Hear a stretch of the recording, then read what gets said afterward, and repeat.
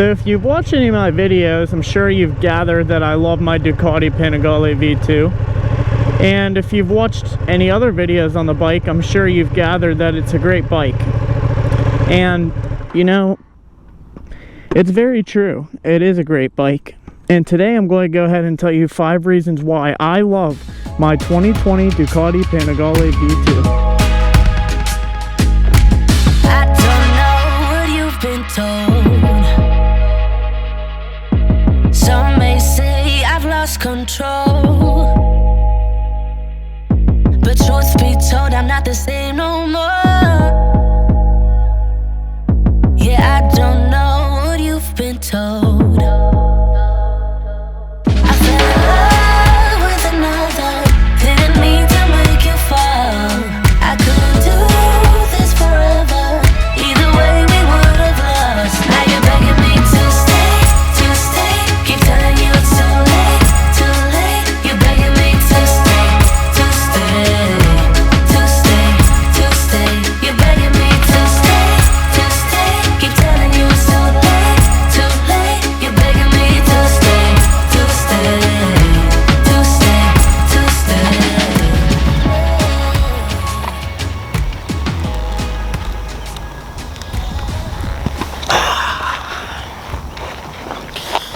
Okay guys, so I'll just go ahead and get straight to the point.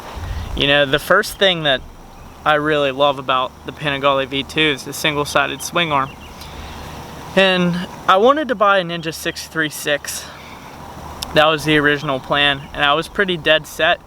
In fact, you know, I was actually just about to go buy it. And, you know, I've always been into YouTube videos, and I saw a video pop up about the Panigale V2, and I was like, man, that is such a sweet bike, because I always wanted the 959.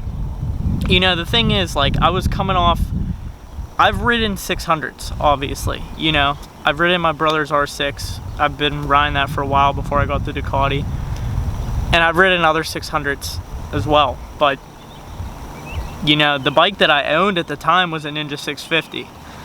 So I didn't want to go to the Panigale V4, and there's a multitude of reasons for that, you know, aside from money. And money is, I mean, money's part of it, okay? We'll just say money's part of it. But there's a whole list of reasons why the V4 was just not a good option for me. And I always loved the 959, but I couldn't justify spending that kind of money, you know, without the single-sided swing arm. I mean, that might sound stupid, but like, that was just something that, like, if I was going to buy a Ducati, it had to have the single-sided swing arm. So, you know, I saw the video for the Panigale V2 that was being released, and it just kind of stole my heart. So I held out, and I didn't buy the 636, and, you know, I went to the Ducati dealership and brought it up to them. And they said they didn't know when it was coming, it was months away, whatever. I just waited. As soon as it released, placed an order, and now here's my bike. You know, I think a lot of people, you know, they wish the 959 would have had the single-sided swing arm, and Ducati finally stepped it up and threw it on their V2. So that's the first thing I really love about this bike. Now, the second thing is the seating position and the seat. You know, every other sport bike I've sat on, the seat's pretty hard. Sometimes really hard, actually. And not only that, on a lot of sport bikes, you get that feeling kind of like you're on top of it. Almost like it's like a solid wood plank, because, you know, the suspension's stiff, and if you have a stiff seat and you're sitting straight, you get that feeling of just like sitting on a board.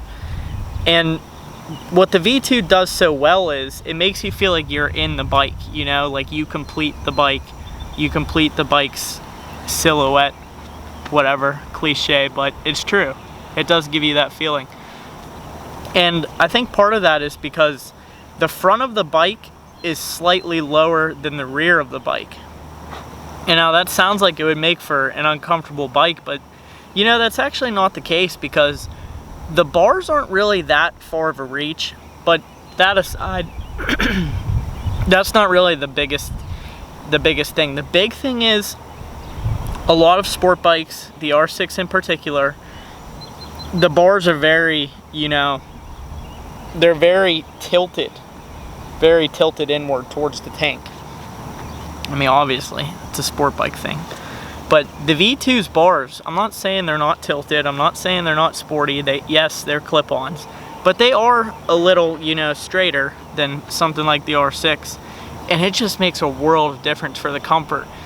And then you just add the fact that the seat is actually really nicely padded. It's like a gel type of seat, and the suede holds you so well. You know, the ergonomics and the comfort of the bike through the roof, and you know, heat issues aside, it's just such a comfortable bike to ride, you know, even slow speed. It's really nice. And you know, the third thing that I really love about the V2 is the power, and not just the amount of power, you know, in particular, but the way it delivers power.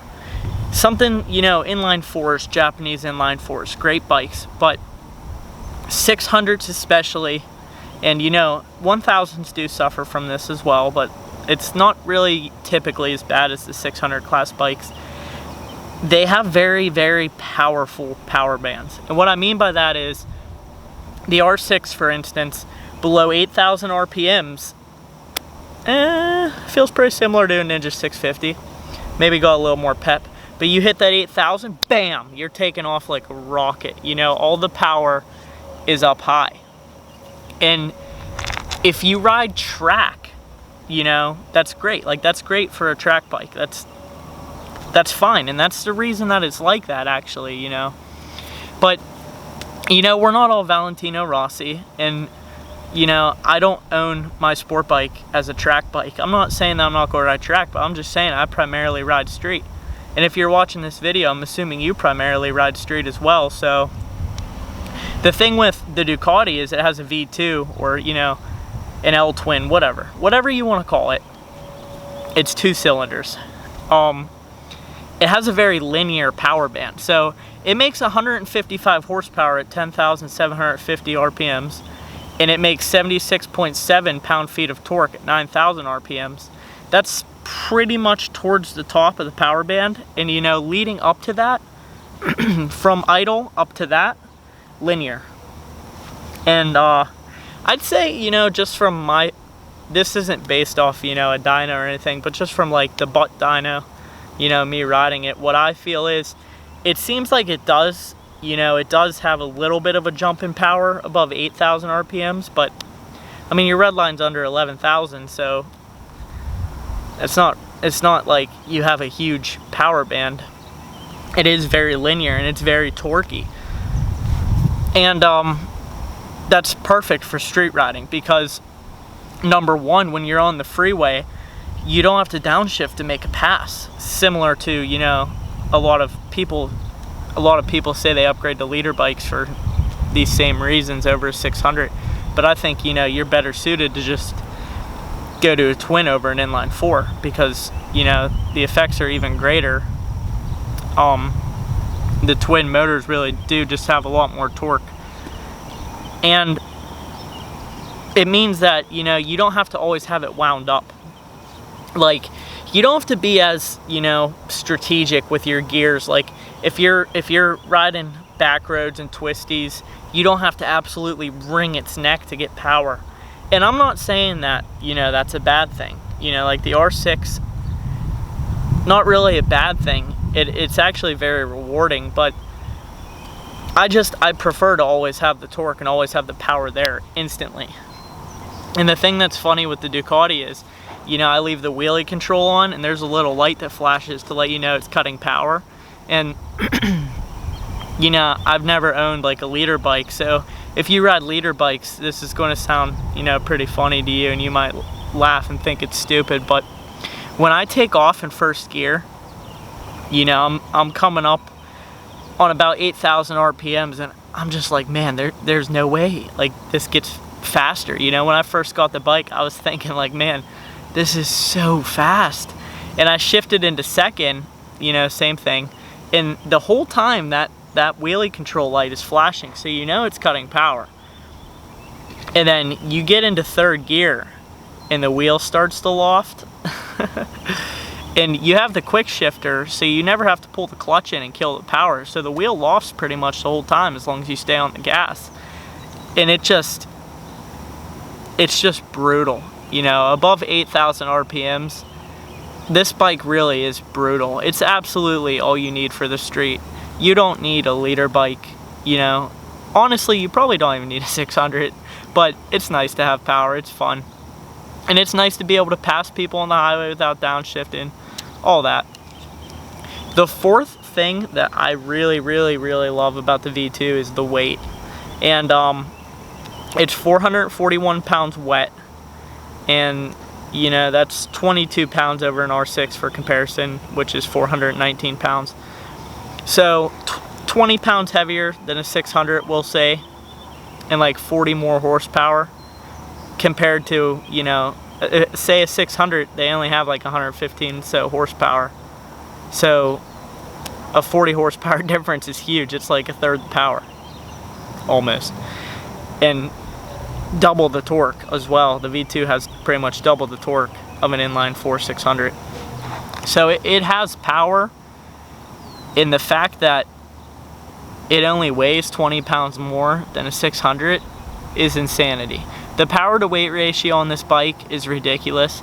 And I understand that, you know, a lot of liter bikes are light like this now, and they're actually getting closer to as light as the 600s, but I've never experienced it personally. And I can tell you that, you know, the way the V2 carries its weight is really, you know, almost magic. You know, it's kind of strange because it feels very light, like extremely light, and at the same time very planted at high speeds. It's just the perfect combination for speed. And I know I say it in every video, but I'm telling you guys, you have to go ride one to understand. Like, it is so nimble. It is so nimble. You know, like the R6, it's a little hesitant to flick over, I feel like. But the Ducati, it just falls right over, right where you want it to be, locked.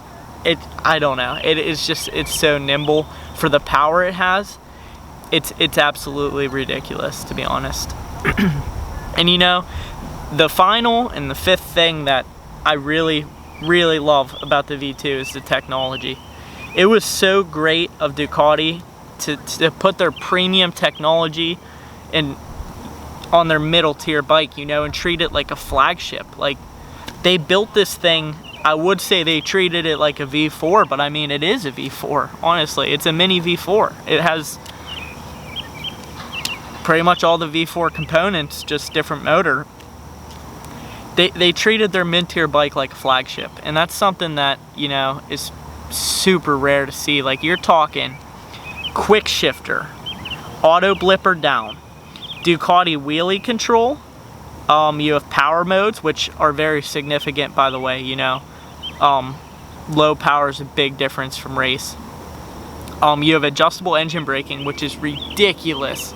The adjustable engine braking, if you have it set on, you know, the highest or the lowest, I forget which direction it goes, whichever has the least engine braking, it really does, you know, not have much engine braking at all. And I personally, I keep mine, you know, maxed. I like to have a lot of engine braking, and man, does this thing engine brake. I hardly ever find myself using the brakes unless I'm tearing up some back roads or, you know, when I'm below 10 miles per hour. The engine braking is excellent. It has traction control, which, you know, is great. And, you know, not only does it have ABS, it has lean sensitive ABS. And you're talking about a middle tier bike. That's crazy. That's insanity. You know, almost pretty much unheard of. That's pretty much unheard of for a middle tier bike to have that kind of technology in it. Absolutely ridiculous, especially for the price. A lot of people, you know, give it shit for being the same price as a base model liter bike, but whatever. It's a great bike, and there's a lot of reasons why, you know, it is a better choice than a leader bike for some people. I'm not saying for everybody, but for me, it was a much better choice. And, you know, it was the only choice. There was nothing else that compared to the V2. So I really do just love it. Let me know what you guys think in the comments and your opinion on the bike. And let me know if you've rode one too, because I like hearing from people that either own them or have ridden them. And if you enjoyed the video, go ahead and subscribe. You know, that's the #1 way you could support me. Go ahead and give that like button some finger action. You know, it's right there by the subscribe button. So thanks for checking out the video.